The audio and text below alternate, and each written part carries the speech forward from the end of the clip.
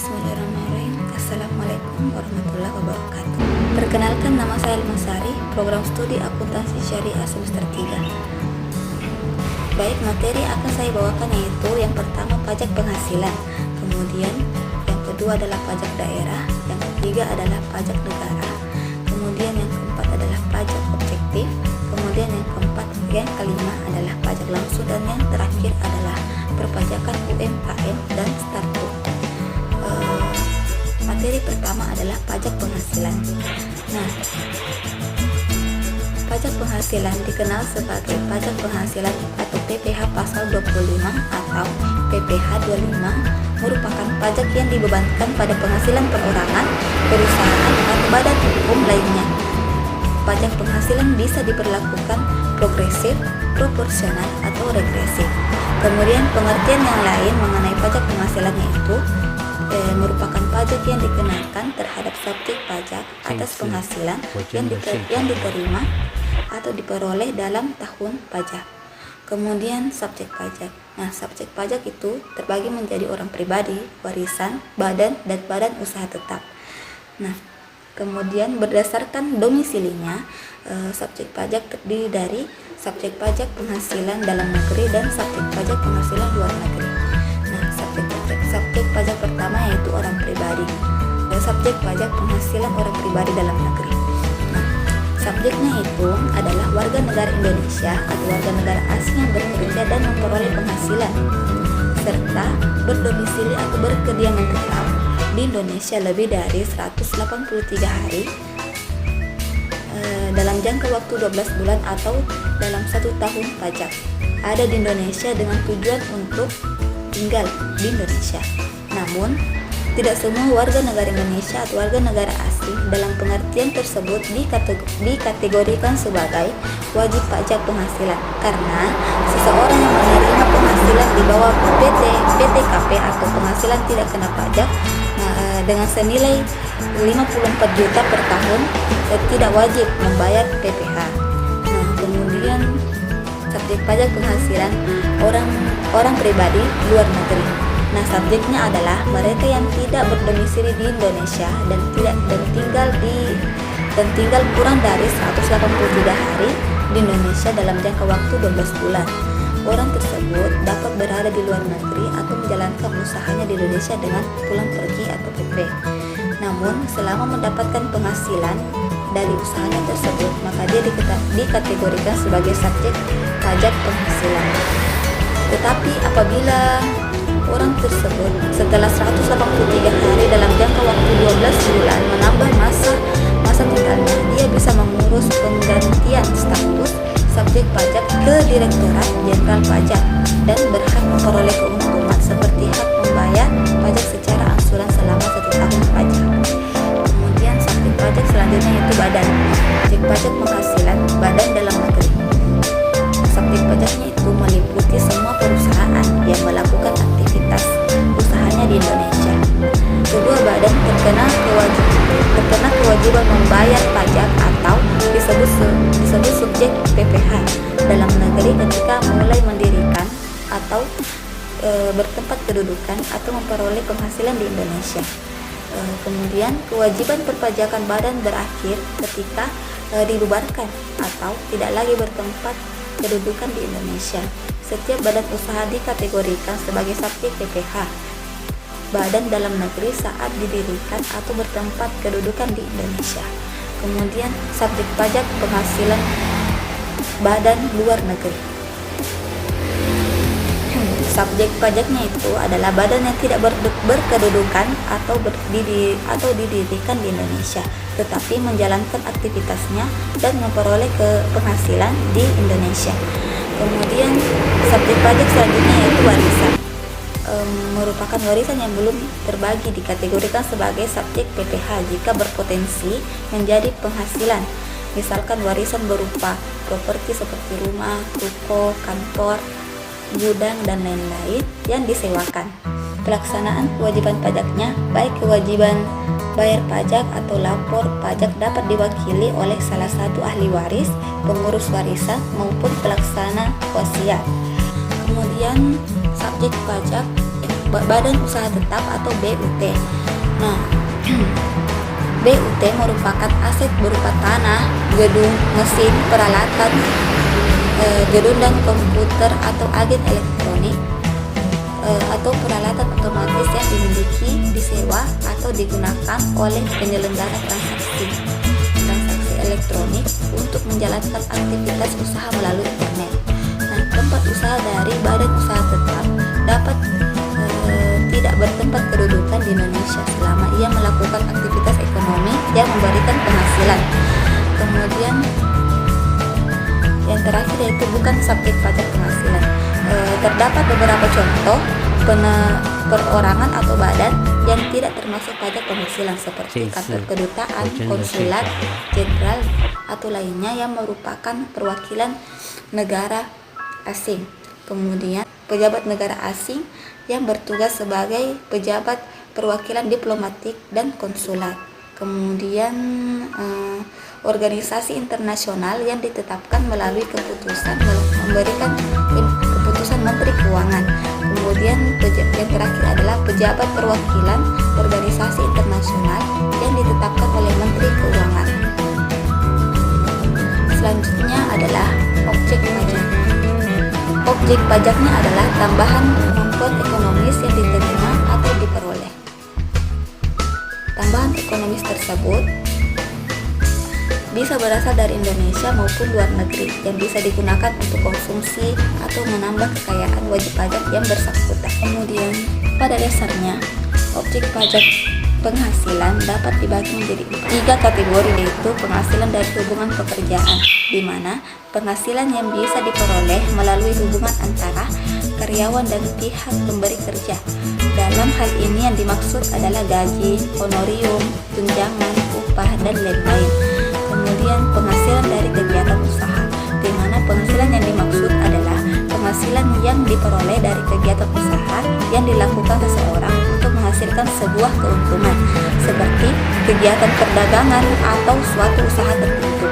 Kemudian yang terakhir adalah penghasilan modal, di mana penghasilan modal adalah penghasilan yang diterima sebagai imbalan atas modal, di mana penghasilan tersebut berupa uang, barang, modal, atau kekayaan intelektual seperti bunga sebagai modal imbalan atas peminjaman uang, dividen sebagai imbalan atas penyertaan modal, royalti sebagai imbalan atas penggunaan hak cipta, hak paten, dan lain-lain.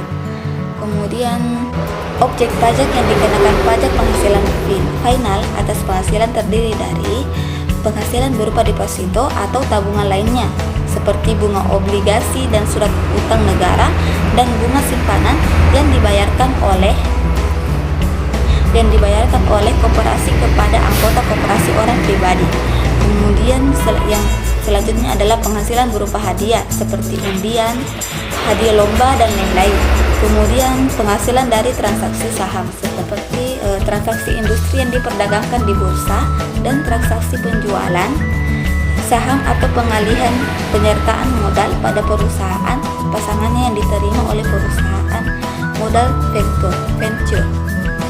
Kemudian yang terakhir adalah penghasilan dari transaksi pengalihan harta, seperti berupa tanah dan bangunan, usaha jasa konstruksi, usaha real estate, dan persewaan tanah dan atau bangunan.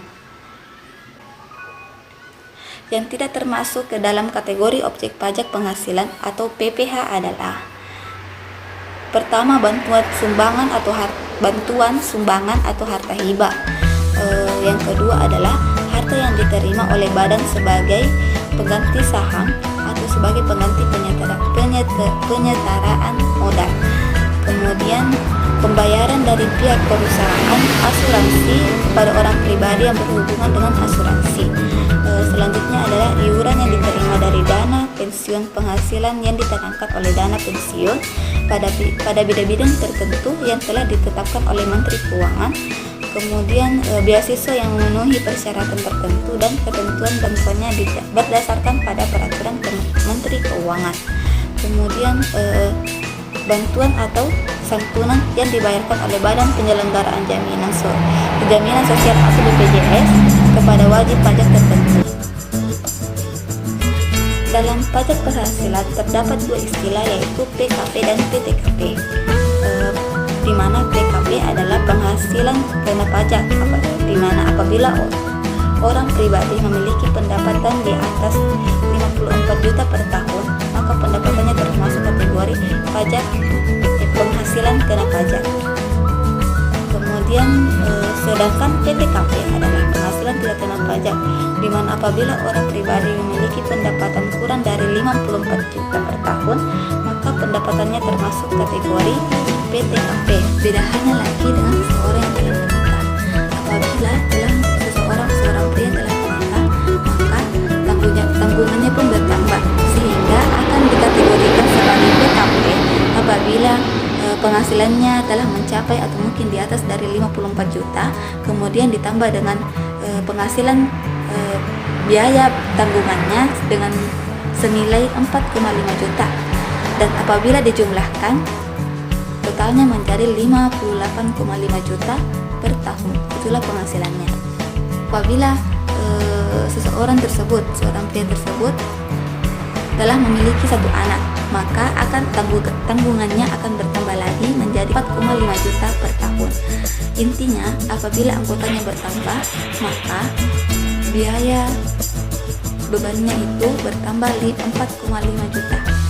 Setiap bertambah satu anggota, maka bertambah pula biayanya menjadi 4,5 juta per orang, baik itu anak kandung maupun anak angkat. Kemudian besaran tarif pajak penghasilannya itu pendapatan dari 0 hingga 50 juta, besaran tarifnya adalah 5%. Kemudian pendapatan dari 50 juta hingga 250 juta, besaran tarifnya adalah 15%. Kemudian pendapatan dari 250 juta hingga 500 juta, besaran tarifnya adalah 25%. Dan pendapatan 500 juta ke atas, besaran tarifnya adalah 30%. Kita masuk ke perhitungan pajak penghasilan. Misalnya saja, contohnya saja, Ruri berpenghasilan 6 juta per bulan dan belum menikah. Jika pendapatannya 6 juta per bulan, maka pendapatannya per tahun adalah 72 juta per tahun. Lalu pendapatan per tahun ini dikurangi dengan PKP, yaitu 72 juta dikurang dengan 54 juta, sehingga totalnya adalah 18 juta.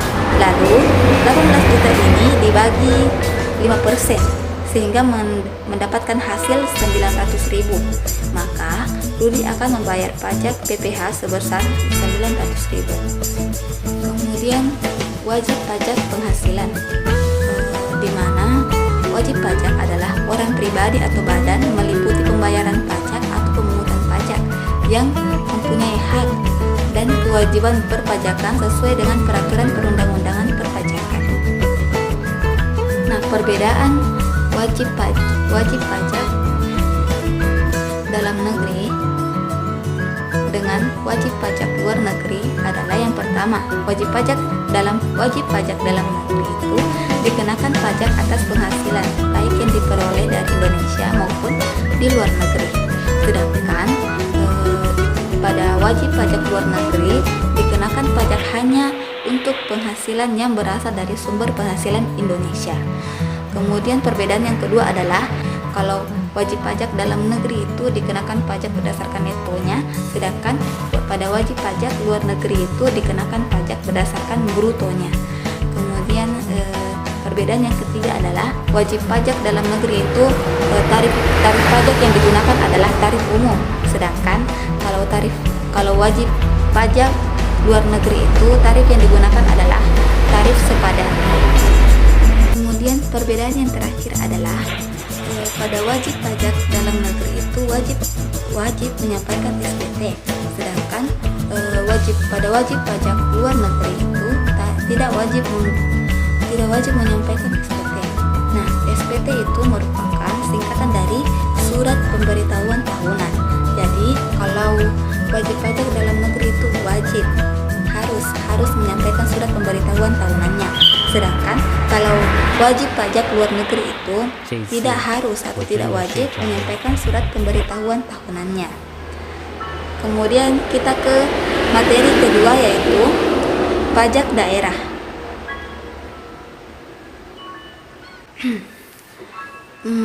Apa sih itu pajak daerah?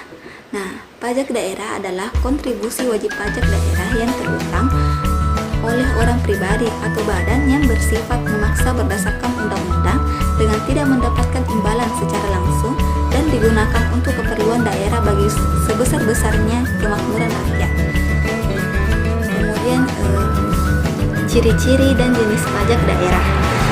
Ciri-cirinya adalah yang pertama, pajak daerah bisa berasal dari pajak asli daerah atau pajak pusat yang diserahkan ke daerah sebagai pajak daerah. Kemudian ciri-ciri yang kedua adalah pajak daerah hanya dipungut di wilayah administrasi yang dikuasainya. Kemudian ciri-ciri yang terakhir adalah pajak daerah digunakan untuk membiayai urusan atau pengeluaran untuk pembangunan dan pemerintahan daerah. Sedangkan jenis-jenis pajak daerah itu terdiri dari pajak provinsi dan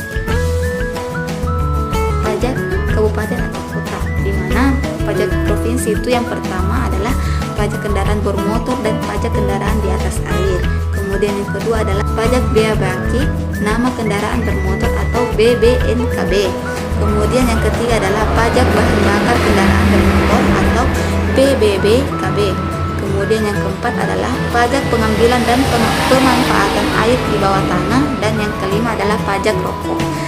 Sedangkan untuk jenis pajak yang kedua adalah pajak kabupaten kota yang terdiri dari pajak hotel, pajak restoran, pajak hiburan, pajak reklame, pajak penerangan jalan, pajak mineral bukan logam dan batuan, pajak parkir, pajak air tanah, pajak sarang burung walet, pajak bumi dan bangunan desa dan perkotaan, dan yang terakhir adalah pajak perolehan hak atas tanah dan bangunan. Nah, kita ke materi yang ketiga, yaitu pajak negara. Pajak negara atau pajak pusat merupakan pajak yang dipungut oleh pemerintah pusat dan digunakan untuk membiayai seluruh kebutuhan rumah tangga. Pemungutan pajak negara memiliki tujuan pemerataan penghasilan bagi pemerintah daerah di Indonesia. Bagi hasil diperlukan untuk menjaga kelangsungan negara kesatuan Republik Indonesia sebagai wujud keseimbangan penerimaan antara pusat dan daerah atas pajak yang dipungut oleh negara pusat dan bersumber berada di daerah. Kemudian jenis-jenis pajak daerah. Jenis-jenis pajak negara. Yang pertama adalah pajak penghasilan atau PPH. Penghasilan adalah pajak yang dibebankan pada penghasilan perorangan, perusahaan atau badan umum. Kemudian yang kedua adalah pajak pertambahan nilai atau PPN, di mana PPN merupakan pajak yang dikenakan atas setiap pertambahan nilai dari barang atau jasa dalam peredaran dari produsen ke konsumen. Adapun penerapan PPN di Indonesia menganut sistem tarif tunggal, yaitu sebesar 10%. Jenis yang ketiga adalah bea materai, di mana bea materai adalah pajak yang dikenakan atas dokumen-dokumen seperti surat perjanjian, akta notaris, kwitansi pembayaran, surat berharga, dan efek, di mana dokumen-dokumen tersebut memuat jumlah uang atau nominal di atas jumlah tertentu sesuai dengan ketentuan perpajakan. Kemudian selanjutnya adalah cukai, di mana cukai adalah pungutan yang dilakukan oleh negara secara tidak langsung kepada konsumen yang menikmati atau menggunakan objek cukai. Nah, kemudian pajak bumi dan bangunan atau PBB, di mana pajak bumi dan bangunan adalah pajak yang dipungut atas tanah dan bangunan karena adanya kepentingan dan atau kedudukan sosial ekonomi yang lebih baik bagi perorangan atau badan yang mempunyai hak atasnya atau memperoleh manfaat daripadanya.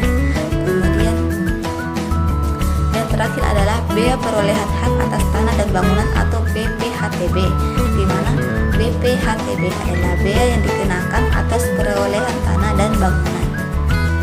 Baik, kita ke materi yang keempat, pajak objektif.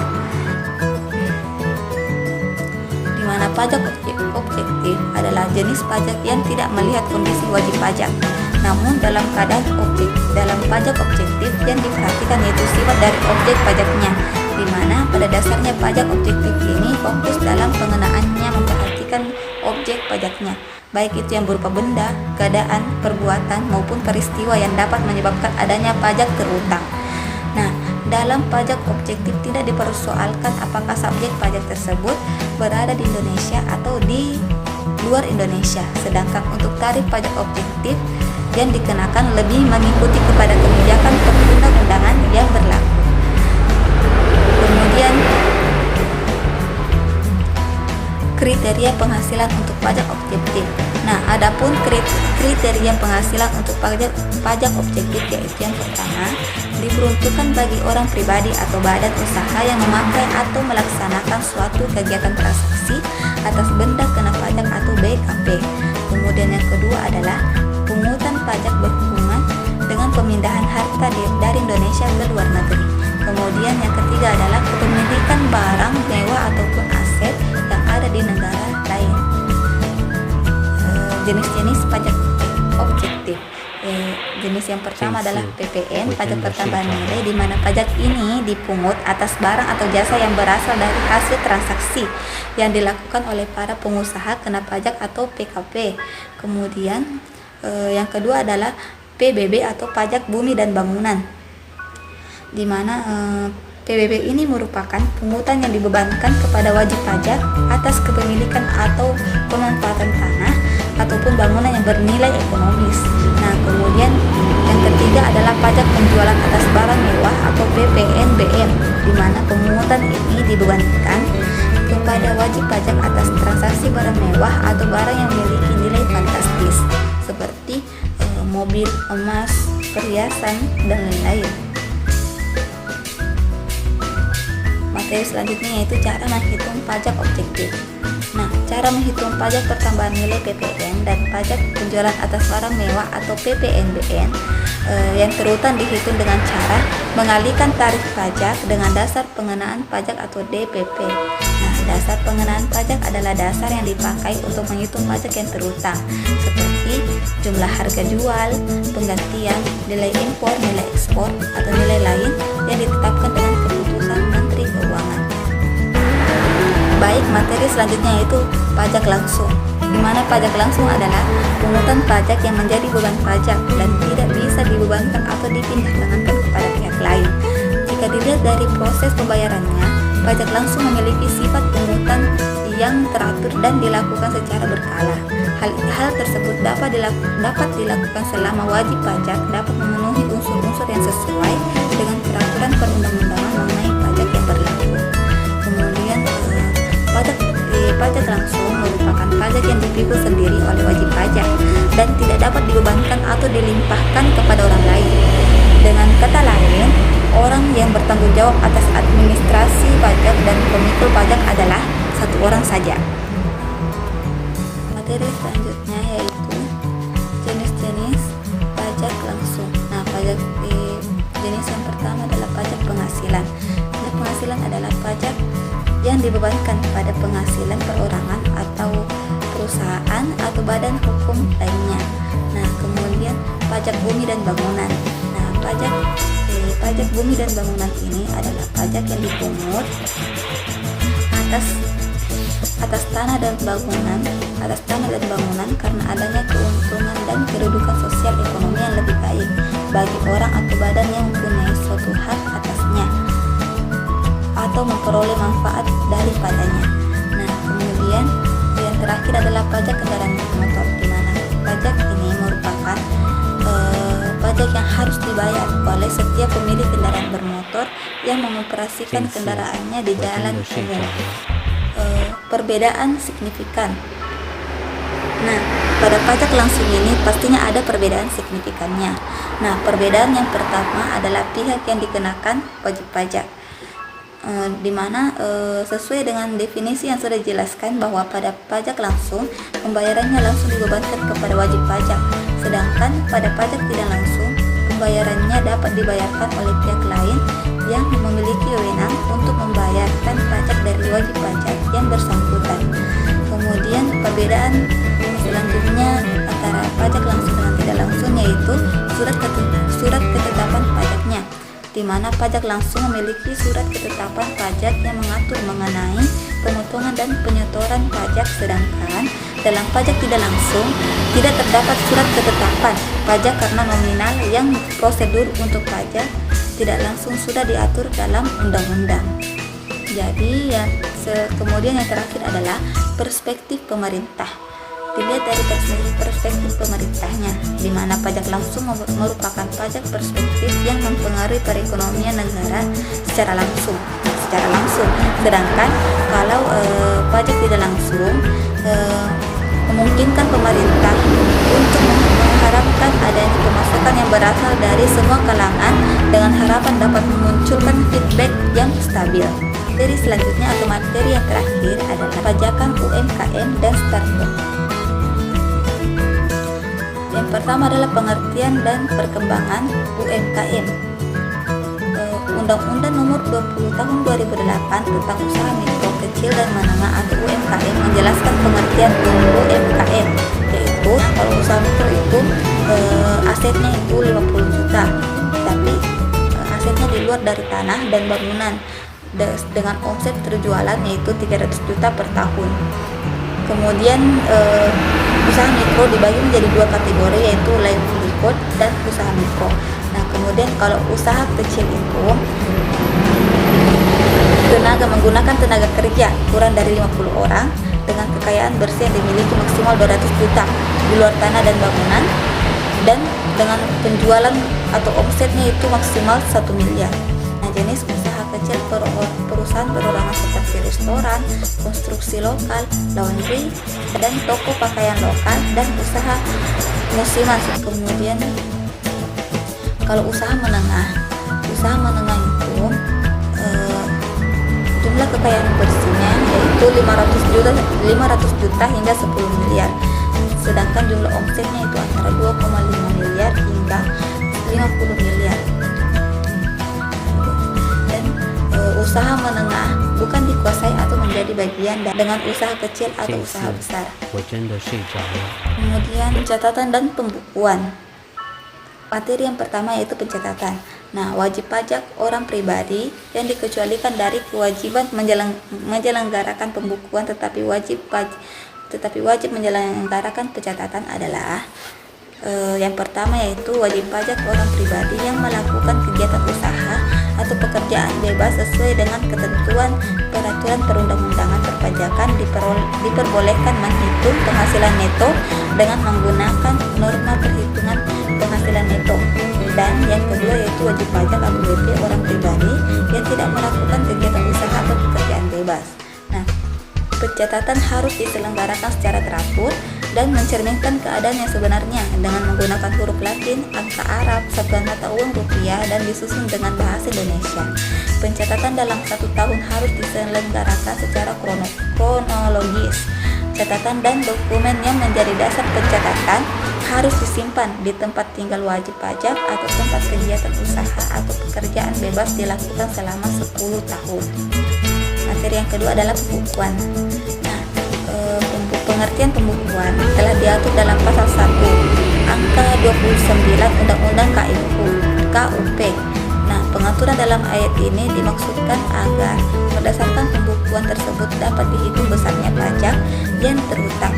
Pembukuan harus diselenggarakan dengan cara atau sistem yang lazim dipakai di Indonesia, misalnya berdasarkan standar akuntansi keuangan atau SAK, kecuali peraturan perundang-undangan perpajakan menentukan hal lain.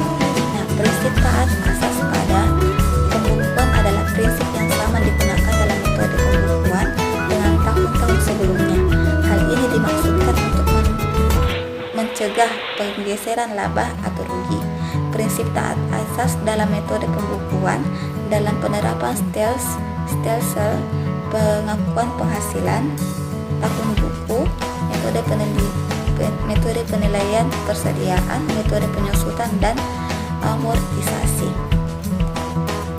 Nah, stelsel pengakuan penghasilan yang diakui dalam perpajakan terdiri dari stelsel akrual dan stelsel kas. Untuk perhitungan pajak penghasilan dalam pemakaian stelsel kas harus memperhatikan hal-hal antara lain Yang pertama adalah perhitungan jumlah penjualan dalam suatu periode harus meliputi seluruh penjualan, baik yang tunai maupun yang bukan. Dalam menghitung harga pokok, penjualan harus diperhitungkan seluruh pembelian dan persediaan.